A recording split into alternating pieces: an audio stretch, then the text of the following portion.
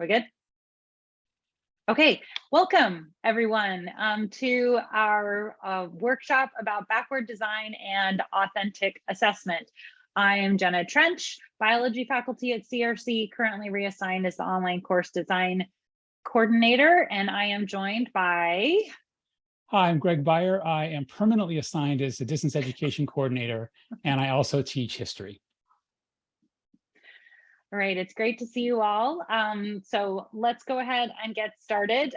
If at any point, those of you who are in attendance live via Zoom, if you have any questions, please feel free to just use the raise hand feature. Don't be afraid of interrupting us at any time.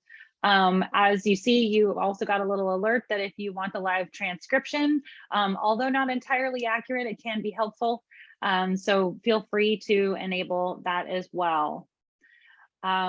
For those of you who would like access to this slide deck, I can share that in the chat, and we will also have it associated with the recording later on. Okay, so there we go. All right, so our objectives for today include, obviously, talking about what backward design is, including what it means and how we do that in practice, both if we have a brand new course that we are building from scratch, but also some tweaks that you can make to apply this process to courses that you already have built. And then Greg's going to talk to us a little bit about assessment, specifically about authentic assessments, and guide us through developing authentic assessments for our courses. All right, so what is backward design? The kind of little short way of saying it is you're designing backwards and you're delivering forward. I have a hard time with those words, so I prefer pictures. This graphic that you see here kind of shows what the design backward versus deliver forward thing it actually kind of means. Traditionally, when we develop our courses, because we are content experts, we often start with the content. And I know from speaking for myself, that is the way that I built all of my classes when I first started teaching. I started with, what videos do I want to show? What's going to be in my PowerPoint slide deck? What are the things that I want to talk about in class? And then after the fact, I was like, oh yeah, I need to actually develop an assessment to test them on this stuff. So the principle of backward design is that rather than starting with the content of the course, we start with the outcomes of the course. What do we want our students to learn? And fortunately for us, we have an official curriculum process here. And so that's already been established by either you or your colleagues when you developed your official course outline of record. But there are other objectives that we can add into that when we start talking about actual, units or chapters. The next process, the next step in designing backward is to identify how you will know if the students are learning. And what are some ways that we could use to identify whether students are learning? Anybody want to raise their hand or pop it in the chat? Feel free. I always think of tests. There you go. Yeah, right. So a kind of assessment. We are going to use a test or a homework or a quiz or a project to identify if students are meeting our learning goals for them. And if we're doing this in a backward design way, we would be doing that after we've already decided what we want students to learn. Then we'd be thinking about how we're going to decide if they're learning or not. And then after we've made those decisions about our assessments, then we're going to actually develop the content. So to kind of simplify this image just a little bit, into things that'll be easier to remember because it's just one or two words, we want to start with the learning outcomes. And we've got those, right? We put them in our syllabus every semester. And then we identify the assessments that are going to evaluate whether students are demonstrating achievement of those outcomes. And then we will develop the activities to help students reach those learning goals. So that's the idea. Design backward, and then obviously as you're delivering it, you're going to start with the activities, go to the assessment, and then evaluate the learning outcomes afterwards. Does that kind of make sense to everybody? Cool, I see some thumbs up. Awesome. All right, so what happens if you've already built your course? Right? You've already got a class, you've already got all your assessments planned. I mean, the semester starts in what, 4 days technically? So is it a little late for backward design? Nope, nope, you're good. You can still do some apply these principles in your classes that you've already built. And so I'll be kind of popping that in as we go. Okay, so when we think about developing outcomes for our courses, those outcomes may, your SLOs, your course level outcomes that you are putting in your syllabus, that you have in the course outline of records, we want to make sure that those have what we call measurable outcomes. Essentially, there are action verbs that are in each of those outcomes or student learning objectives that identify how the student will be demonstrating that that competency, if you will. And a great way to figure out what those measurable outcomes could be, it would be to consult Bloom's taxonomy. I'm a big fan of this this graphic because I find that it helps me identify what's the kind of base level of learning versus the higher order levels of learning. And then it gives me lots of synonyms and lots of words that I can, verbs that I can use to populate my outcomes that I put in my weekly units, right? And depending on how you want students to demonstrate that achievement of that outcome, or what level of learning you're hoping that they're going to achieve, you can figure that out and how to communicate that to students and to your peers using these action verbs. So I'm gonna very quickly go and grab the link for this and post it in the chat for you all. So that if you want to access this later on, you can. I find I pull it up fairly frequently. Anyway, so let's just, take a look at some of these, for example. Like, okay, so I teach biology. There's a lot of terminology that I want students to be fluent in. And so this is probably falling into the knowledge and comprehension part of the learning spectrum. And so we could ask students to match or define or name, right? So that's very basic stuff. If we're looking at, like, again, biology example, if we're looking at a lab activity where we want students to evaluate and analyze data, then we would be looking up towards the top of the light bulb for the ways that we could communicate to students what we want them to do. And again, this helps us with developing our assessments, because if we've decided that we want students to be able to distinguish between things, then, distinguish between distinguish between different structures, for example, or different political parties, then we would be asking them certain types of questions, or certain types of assessments would be appropriate for that. Whereas if we're asking them to do a compare contrast essay about it, then we might expect a lot more out of that. Does that kind of make sense? Hopefully. Okay. So outcomes are an important component of this. We are going to be looking at your course level outcomes later on in the course. So your job is to multitask. If you want to be prepared for our breakout session later, and that is to go to Socrates and access a course outline of record for your course. And so that would be going into Socrates, going to the Los Rios single sign-on page, accessing the intranet, logging in, and then you're going to select Socrates here. Sorry, that's very small. You'll select Socrates, go to service, and then you're already set on courses, continue, select your course from here. I'm going to choose biology, for example.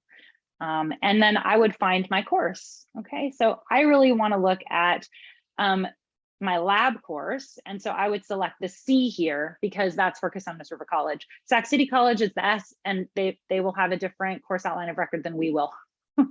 And different and the objectives may be listed differently. So stick with the CRC ones. Okay. And those outcomes are going to come into play because, again, we're talking about developing assessments associated with those outcomes. So let's break down each of these parts for backward design a little bit more. So the first stage of backward design is to establish the learning objectives or the learning goals for your course. So we're going to be looking at learning outcomes. There's actually two levels here that we want to think about when we are developing our outcomes and identifying our learning goals. We've got the SLOs, right? Your student learning outcomes, and those are the ones that are on Socrates. And those represent the kind of big ideas and important concepts. And in the case of many courses that are like lab courses or CE courses, there may be skills that we want them to acquire and demonstrate by the end of the course. We also want to think about the shorter term goals that are going to help build to those student learning outcomes. And these are going to be the unit level objectives. And for those of you who use textbooks, you're probably familiar with kind of unit level objectives because those are often listed at the beginning of each textbook chapter. Now, if you're not using a textbook, or even if you don't like their outcomes, it's still a good practice to use to identify what the goals are for this particular chapter, not just in terms of what the content is that you're going to be talking about, but what measurable things should they have achieved by the end of the week or of the chapter. These can be smaller scale. This kind of can be lower level learning. So what's worth being familiar with, what is important to be able to know, and maybe start working on the doing, on the skills as well. So if you take a look at this graphic here, you'll notice that there's a whole lot of worth being familiar with and a little bit less on the enduring understanding, which means that we may be introducing to our students to a whole lot of stuff over the course of the semester, but ultimately the enduring understanding that we want them to leave with is probably a smaller portion of that. Now, obviously, the worth being familiar with stuff still is important because it helps build them up to the enduring understanding.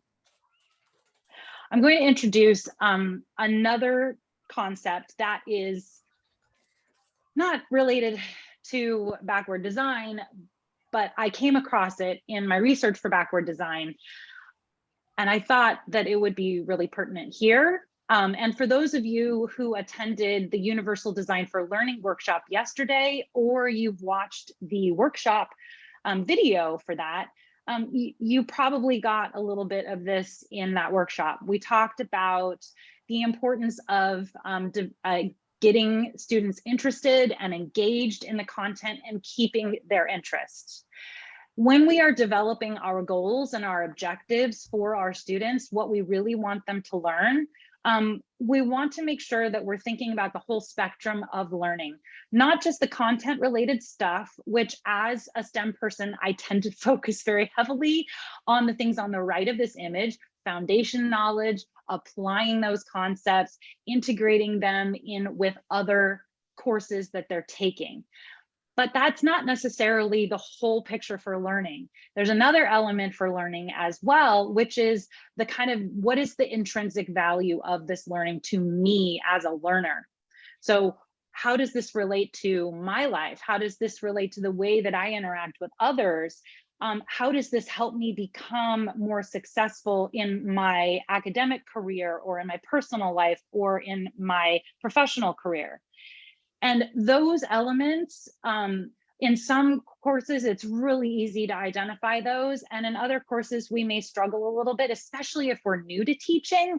It may be harder for us to identify where that human development dimension comes into play, but it is definitely something to consider. not only for the whole course, but also for each unit, keeping it relevant to their lives and showing them that they should care about this and that you care about their learning.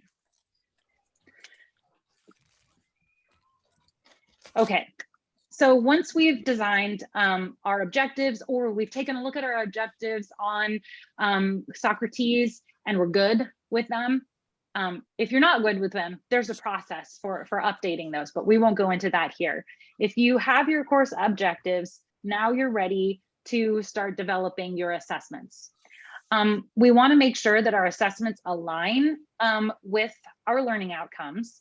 And generally with backward design, the first place you start on the assessment area is on the summative assessments. What is a summative assessment? Anybody know?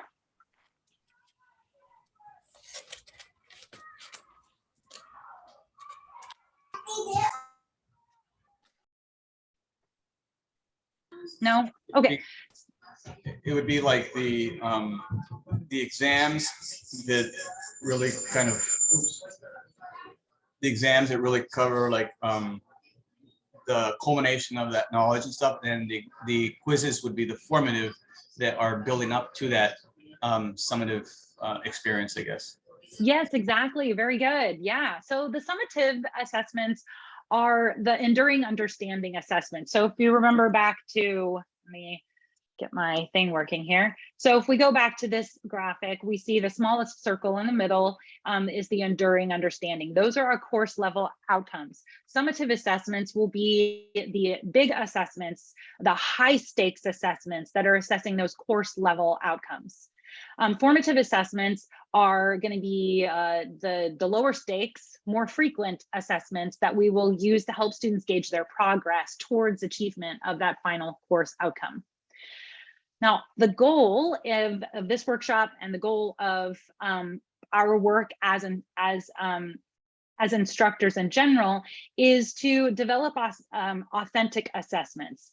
And their authentic assessments have definitely gotten, they've gotten a lot, the conversation around authentic assessments has gotten a lot broader, and it's really on everybody's radar a lot more now than it used to be, in part because of the challenges that we've had with teaching our traditional assessments like exams in an entirely online world of the last few years. And so authentic assessments allow us to still get at those learning outcomes, but maybe in a way that doesn't require like a timed exam, timed proctored exam. Greg's going to get to that in a little bit. Again, we want to make sure that we align our assessments with the levels of learning that are identified in the SLO. So remember that light bulb? There were the levels of learning: evaluation, synthesis, analysis, application, comprehension, and knowledge. We want to make sure that our assessments align with those. So if we're doing a summative assessment, you're probably not going to have as much knowledge and comprehension, those lower level type questions or problems, than you will with the higher order thinking stuff, the evaluation, synthesis, and analysis. That's kind of what you would expect would show up in a summative assessment. So definitely consult Bloom's taxonomy as you're doing that. If you already have your course built and you already have assessments for your course, and you have your outcomes, obviously, you can still do this process. You're just basically going to, on a piece of paper or a mapping software application, there are loads of free ones, mind maps online. You can map out and see if your assessments align with your outcomes. And of course, consult the Bloom's taxonomy to make sure that the level of learning is appropriate.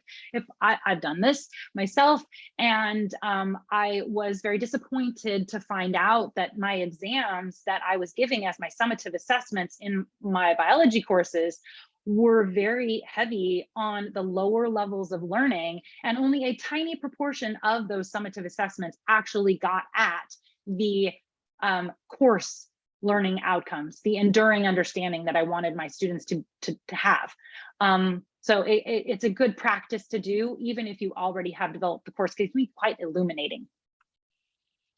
So here are some examples of summative assessments. You'll notice that exams are on the list, but they're at the bottom because we're talking about authentic assessments here, and as assessments that allow students to give us that, to allow students to make a connection, a deeper connection with the learning than they might if they were just memorizing stuff for an exam. So some examples of this, and I'm not going to go into specifics, include things like projects, portfolios, presentations, papers, research reports. And of course, these could be used in any type of course, doesn't have to be STEM discipline specific. Okay, so the last step to backward design, and again, we can apply this even if we've already built our course, is to plan the learning experiences and instruction. So we want to make sure that our content aligns with our unit objectives and our course objectives. So if we've already mapped out what we want students to learn in the course, and we know how we're going to assess them, then figuring out what content we need to help them get to that point is pretty straightforward. And we may find that some of our content that we've already built doesn't actually help students get to those outcomes. Or we may find that we're missing something that we really, really needed that we didn't even realize because up until this point, we hadn't, done any mapping. So if you are already having a course, once again, do that map and then plug in your content into that map and see if there's anything missing in there, or if you have overkill in one particular area. Then as part of the learning experience are those formative assessments. So formative assessments are low stakes. I didn't include them in the assessment section or the stage 2 of backward design because these there may be points associated with them, but they are part of the learning process. And I think it's a really good way to think of them as a learning tool rather than as an assessment tool. Formative assessments are these low stakes assessments that we can use to help students keep track of their learning. And they're a wonderful opportunity for us to provide students with feedback and to give them the opportunity to reflect and revise, which is a very important component of learning how to learn. So once again, we can help our students get to those final objectives by giving them opportunities to build those skills that they will need for the final assessment through the act of doing these low stakes assessments.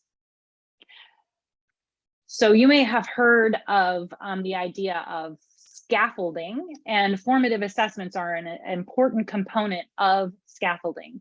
I talked about scaffolding in the Universal Design for Learning workshop, but you don't necessarily have to go back and watch that video if you don't want to. You can just check out scaffolding assessments on Google, and you'll get lots of really great ideas there. So here are some examples of formative assessments. The key here with the formative assessments is that the instructor needs to be involved, or there needs to be some kind of feedback mechanism. Students with a formative assessment, if there's just like right, wrong, true, false questions, and there's no feedback, there's nothing, no opportunity for students to reflect on what they've learned or what they missed, then the formative assessment is a missed opportunity because we're trying to build our students up to the final assessment. And the best way to do that is to actually monitor their progress, and they can monitor their progress as well.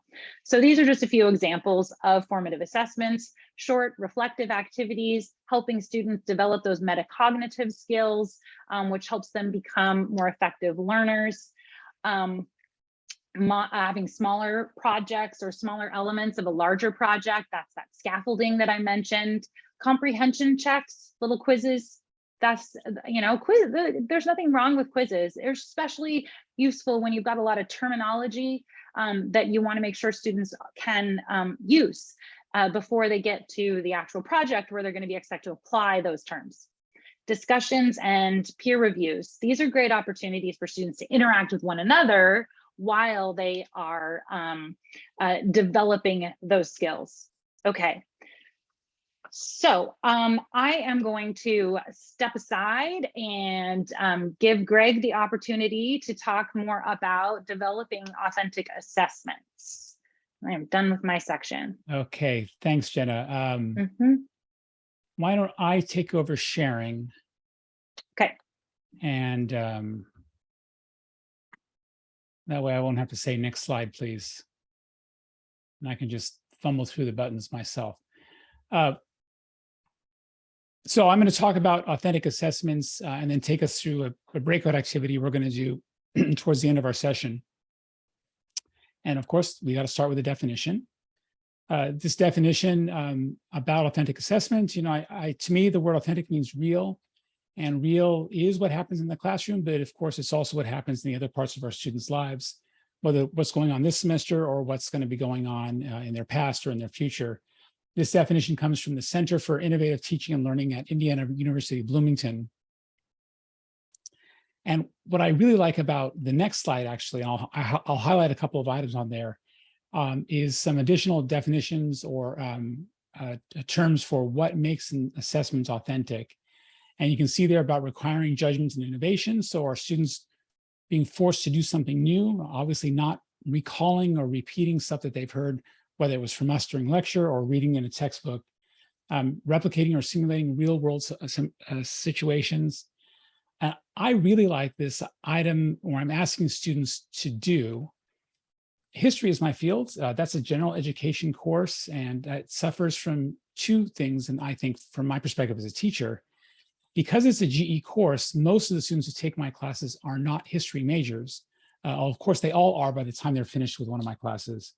And then the second thing that happens is that history, because it's a GE, I think, and actually because it's a discipline, it is a challenge for some of us to articulate the value of this particular knowledge that they're getting for other parts of their life. And I think that's those of us who teach in the liberal arts, as opposed to career ed, that we all generally have that challenge. Yes, it counts towards transfer. Yes, it's a requirement for graduation.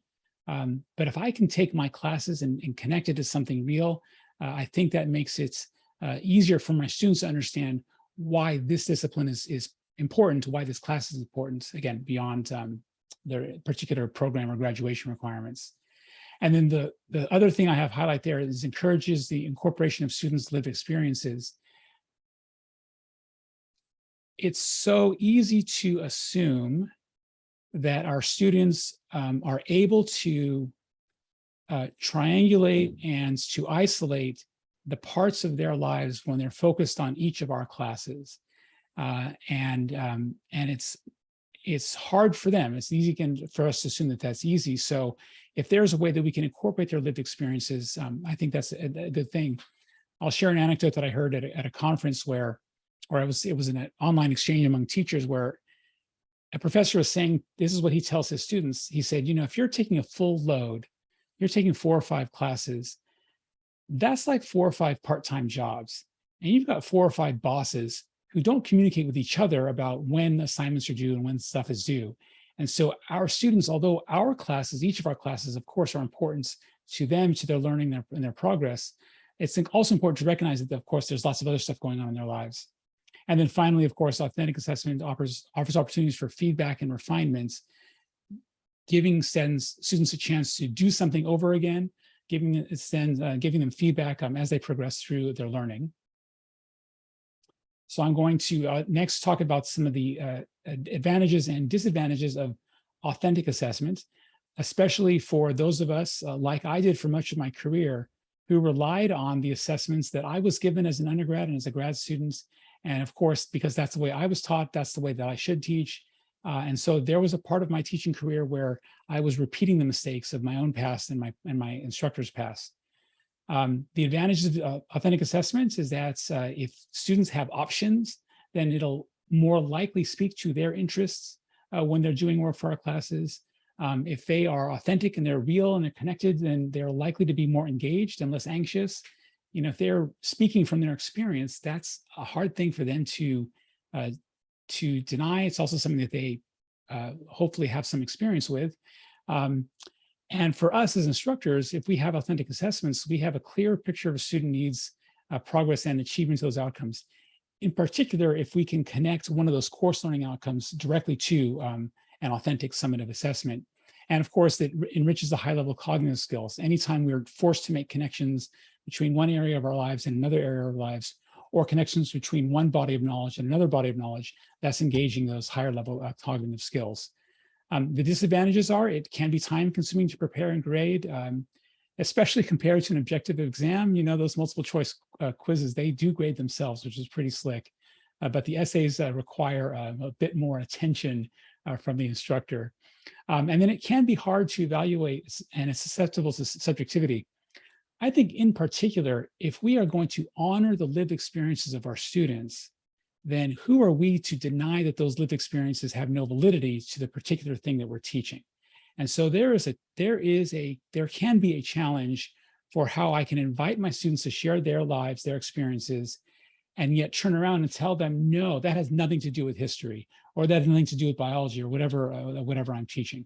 So again, these are things to think about, the advantages and the disadvantages. And I think we're going to take a look next at a sample discussion from a biology class, asking students to research an ache, pain, soreness, or injury that we may experience.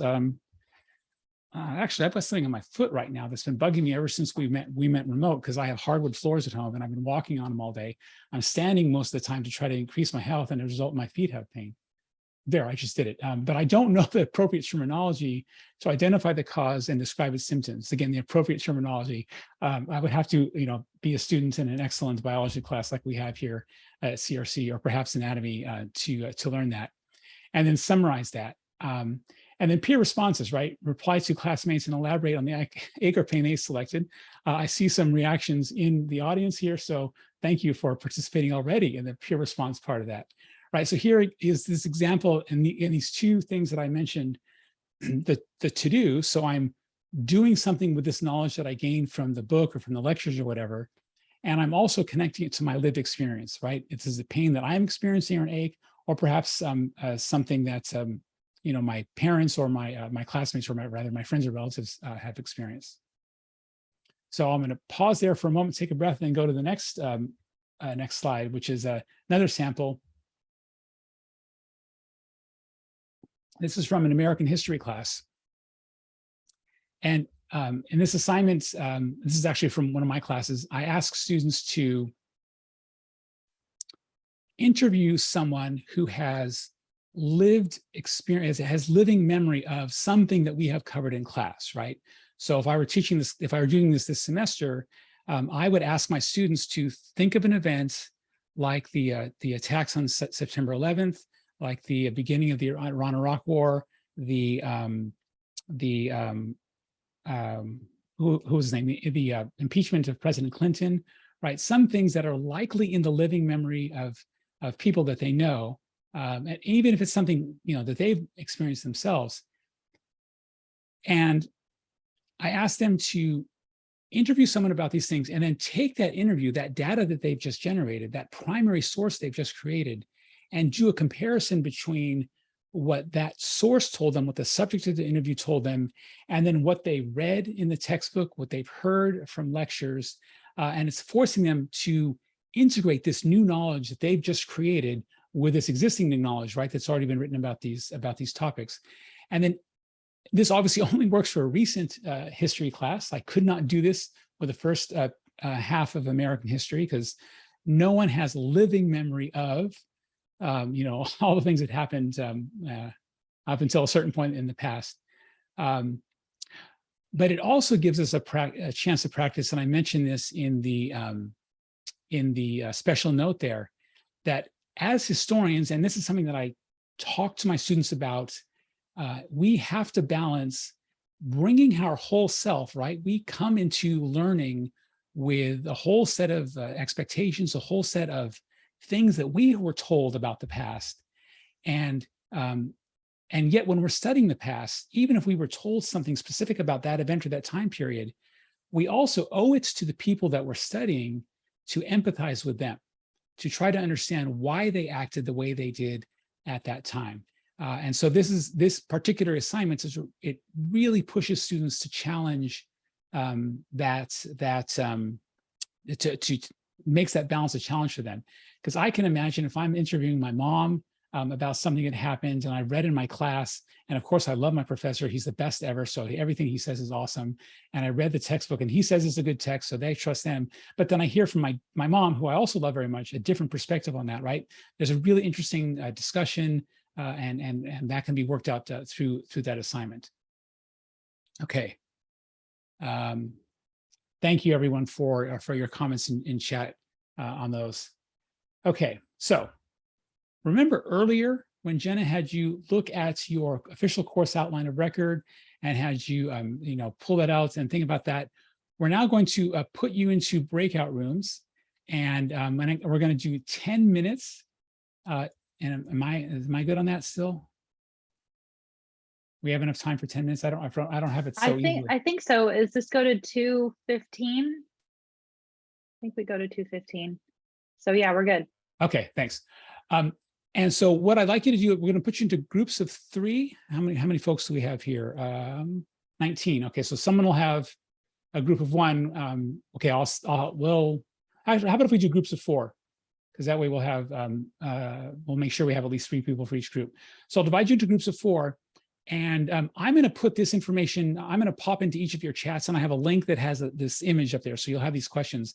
But basically, I'd like you to take one of your course outlines of record, select one course learning outcome, and share with your group mates, what level of learning you think it is. So these are the levels that were mentioned there that are on the light bulb.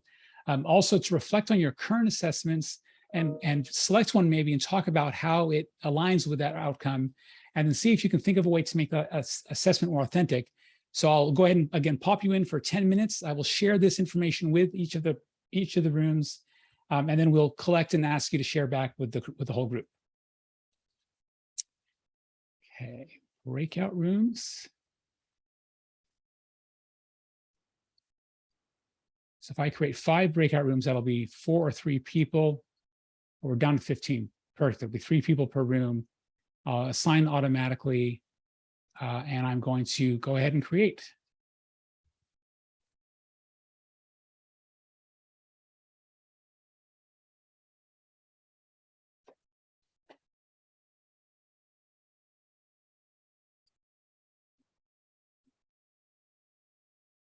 And then now, Jenna, I'm going to just pop into each room and drop in that link.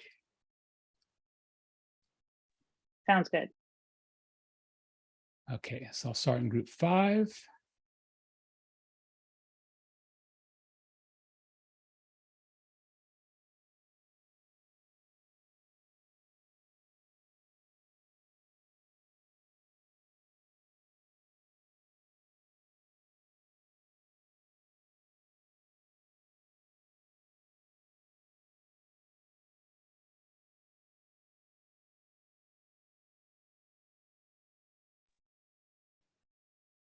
If you're having difficulty accessing the breakout room, select the breakout room option from the bottom of the control panel, and you can access your breakout room through there.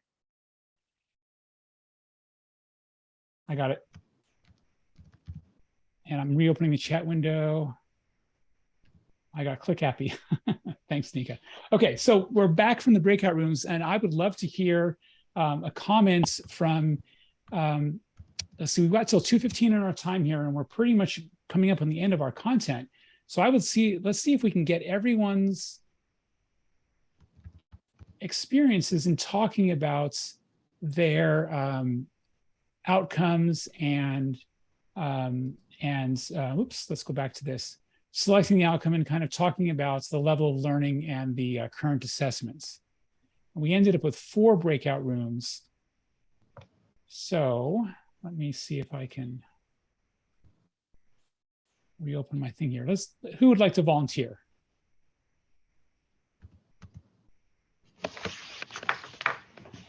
And then I'll start picking on people.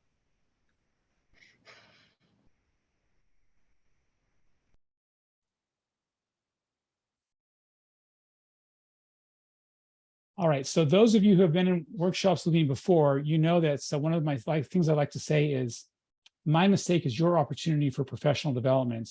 And I will share, this is my 2nd time ever hosting breakout rooms in Zoom. And I had a hard time getting out of the breakout rooms as I was hopping in between them. When I got to the last one, I was like, where do I go? And I found the button to leave the breakout room. And now I thought that I wouldn't be able to open up the list of breakout rooms while I was doing screen sharing. And that's not true because I found the control over there. Okay. So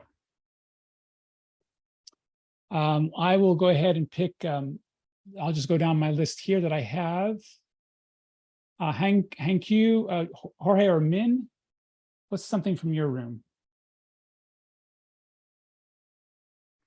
Oh, I think we discussed about like how to student to apply the concept and then theories, and they have learned from our courses to their own lives, like their lived experience, as you said before. So for my case, I shared like after teaching, like for example, negative or positive incentives, and then let them create their own example through the kind of activity form. And then they create very interesting different examples like traffic. If they violate traffic, then they have fines. So that's one example of negative incentive. And also I asked them to create like example of perfectly inelastic demand. And then one person say like girlfriends. So that's kind of interesting example I use for a long period of time because I thought it's very interesting and something like that. So that's my example. Okay. But maybe somebody else might jump in. Thank you. And economics, right, is your discipline? Yeah, economics. Yeah. Okay, cool. Jorge, anything from yours? We have, Min and I were discussing also with Hanku, the statistics has a lot of applications that we can make very personal, very real. And we were discussing that you can evaluate that straightforward. But making it relevant to the student is very important. And so that's where you make the connection with the material. So Okay. I think that's a very helpful thing. Okay, cool. Thank you. How about Anne-Marie or Kim or Todd? What did your group discuss? One thing that came up, we're fortunate enough in a biology department that most of us are in person, right? Where Anne-Marie was still teaching online, like trying to get that assessment and know that we're actually assessing them without them just cheating or going these back roads, it can be hard, right? And so they were talking, or Anne-Marie and her department talked a little bit about like a little bit more around projects to do some more assessments. From like anatomy and physiology, biology is like there's so much memorization, especially at those early biology 430 per se, of a lot of memorizing that sets that foundation. Something that's come up for me is it gets really tricky of, yes, they do have to do a lot of this black and white memorization, but trying to create it to real life scenarios, it's difficult. Looking at our SLOs though, we meet those objectives. So I feel like that's pretty well, but I feel like those SLLs can be so generic. It's such a big, larger picture of it that's like, okay, but how do we get them to understand it from an applicable everyday concept, right? And so looking at the SLOs, I actually looked down and go, okay, we meet those, but I feel like we can do so much better with the assessments. So it's interesting looking at them because I never really looked at the SLOs in comparison to how my assessments are. But so I kind of came along with the idea of a little bit more formative assessments for these concepts and not put grade dependent. So they're not worth a lot of points. So they're not stressed about getting it right or wrong, and really trying to understand these concepts and share it with each other and speak it out loud in more of a formative structure. That's kind of what I've kind of led to. Thank you, Todd. And also thank you for mentioning the challenges we have with assessing student learning in the online mode, because we can't control their environment. and we can't control the tools that they're accessing to complete course activities. So to me, I do projects in my own online classes. So that is how I've kind of dealt with that. I also tell my students for my quizzes, every quiz is open book, take as much time as you need, and work with your classmates. And so I don't need to worry about them, about that, at least that part of the sheeting. Anything, is Kim still here? Kim's here. Anything you want to add, Kim? I think also one thing that came up was the challenges of creating authentic assessments, and what kind of resources can we use in order to create these authentic resources. It came up with Bio 430, the courses that we teach, and as well as what Anne-Marie teaches in linguistics and anthropology. So, yeah. Okay. And Anne-Marie, I've heard your name mentioned a couple of times. You must have been an awesome presence in your group. Do you want to share anything? Thanks, that's funny. I really had an appreciation for what Kim and Todd are up against, because having students be so focused on grades in their classes as they are, because it's so competitive, it gave me sort of a different sense of the kind of challenges that they might be facing. Not that there aren't ways to do authentic assessment, but it just helped me really appreciate like how different the situations look. Like I feel like my students jump at the chance for authentic assessment in anthropology. And sometimes they feel like it makes them work harder, so I have to kind of get them motivated, but they like seeing the real world connections. Whereas I'm sure the students like it with Kim and Todd's discipline, but that they are already so motivated and really focused on where they want to go and how this class gets them there, that maybe getting them to slow down and be willing to do the application and not just be like on the speedway to get their A and move on, is a totally different challenge that they have with authentic assessment. Yeah, thank you for articulating how our disciplines differ and who are more likely to be taking our classes and the kinds of things that they might be looking for. How about Jason or Tanika?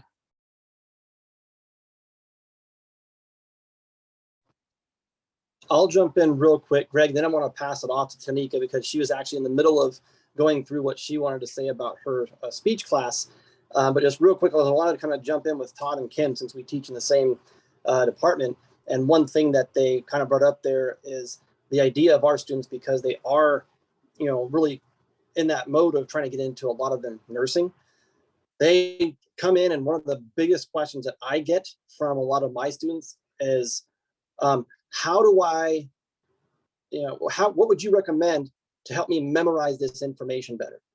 And that question right there is that low-level Bloom's taxonomy, kind of knowledge or matching type of question. And I come back with, well, you can memorize to a point, but really you need to start learning this material. And we'll get into a rather long discussion about what the difference between memory or memorization and learning is. And then it starts to really test me on how I need to write a question, because I feel like you could write a lower level Bloom's taxonomy question, but the way you write it can challenge them to, tap into how they learn that, that term for that definition, or that definition for that term, excuse me. So yeah, it is kind of difficult because they all want to get the A, but they think they only need to memorize information to do it. And typically that stands in the way of them getting an A, is they only memorize, they don't try to learn. So that's one thing I wanted to say there. But Tanika, I know you were going into some stuff there in our breakout room with 60 seconds left. So I want to throw it over to her. Yeah, it's my click happy. I was like, oh, so what I was going to say is for communication, most of us we teach a lot of sections of public speaking. And I was looking at this and thinking about it. I was thinking at least for me, I feel like I do a lot of low level as far as, maybe knowledge and comprehension of different terms, like what does it mean to do this or that? And then there's like the actual performance of it and the evaluation. So, of course we do speeches, and that's like a definite assessment of the skill. And it seems like our classes are a little more focused on the actual skill of public speaking, maybe less of the rhetoric part. So when I was thinking of for myself, like maybe I could apply more with the like analysis and synthesis piece, not just jump from like, you know, what are verbal fillers, ums and ahs, to don't do that when you give a speech. That's the jump from there, but you know, some ideas of why and how it affects credibility. The other thing I was going to say, other classes that we teach, like intercultural communication, you know, outcomes are that, you know, you have a understanding of other cultures and your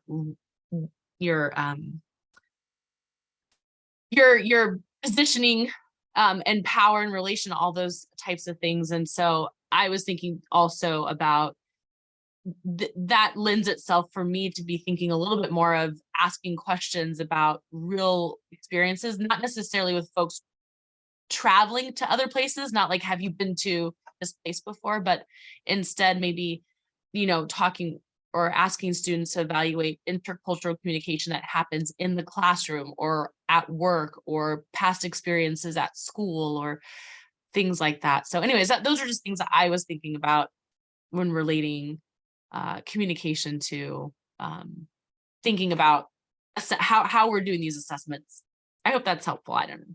Yes, it is. Thank you. Thank you very much. And I want to call back to Jason.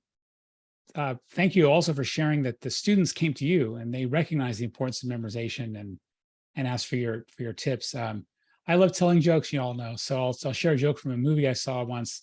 It was a comedy about medical school, and there were medical students, right? And it was like, you know, they had situational comedy, and one of the students was really stressed about reading and reading and reading, and she was reading and reading and reading, and she couldn't do well. And then there was another student who was seeming like he didn't study very much, but he was passing their exams, and they asked him, you know, how is it that you were passing the exams? And he said, you know what, I look at the textbook and the only things I focus on is anything in bold type. And he just learned those terms, and he did okay.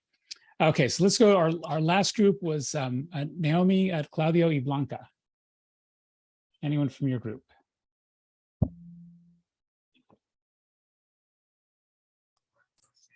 All right, so I guess I'll go. One of the things that I found fascinating, and after I was able to join the group, right, Greg, I was a group of one here for a minute, was really what I think Todd, Danica, Jason, Anne-Marie, and everyone else is kind of hitting on, that depending on the discipline, there's some things that, you know, you can do that are easy. It's easier for other disciplines than as I noticed, like for business, there's all sorts of applications that I can do. It's a little bit easier to kind of make these applications. One of the things that I was kind of using was like how you tie in an SLO, like understanding the different aspects of business, like economics, marketing, et cetera, right? And taking the current inflationary environment to then get students and place them in the Fed chair. And how do you now control, bring inflation down to a 2% target level that the Fed has, right? And then tying that in with a formative assessment, like a quiz that they have at the end of the week, and then tying that even further with a discussion on inflation that they have separate from the activity that they're doing. So I think that it's different for every discipline, but even within the discipline, like I also teach a business law class. That one, as Todd was pointing out, they have to learn the language to be able to participate in discussion, right? So then you do need to have a lot more of those formative tests to get them to be able to learn the language to then participate in discussions. So I think one of the things that I found that is extremely valuable is just listening to everybody's examples, Naomi's example, and Blanca's example in our group. I think that always gives me insights into how I might be able to tweak something or change something. Thank you, Claudio. Naomi or Blanca? Thank you, Claudio. Well, I just would like to add that sometimes it's not easy to think of real life scenario situations. It takes time. And every time I think of something, I said, I'm going to do it next time. And then when next time comes, I'm like, oh my goodness, what was that situation that I was thinking that looks so great, so that students can apply it, in their presentations. I like to do different types of assessments. Like I do video assessments, reading assessments, writing assessments, depending where we are in our lesson.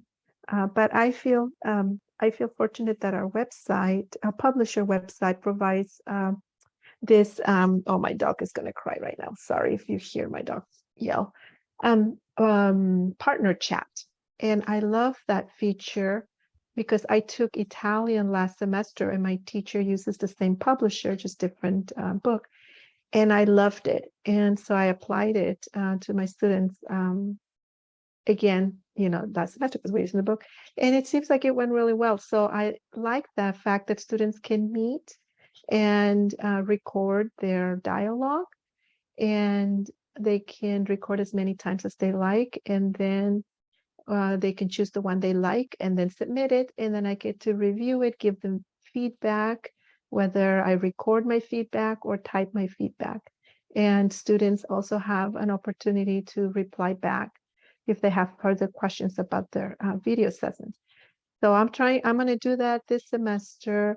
I'm going to use Partner Chat and see how it goes. So it's still work in progress.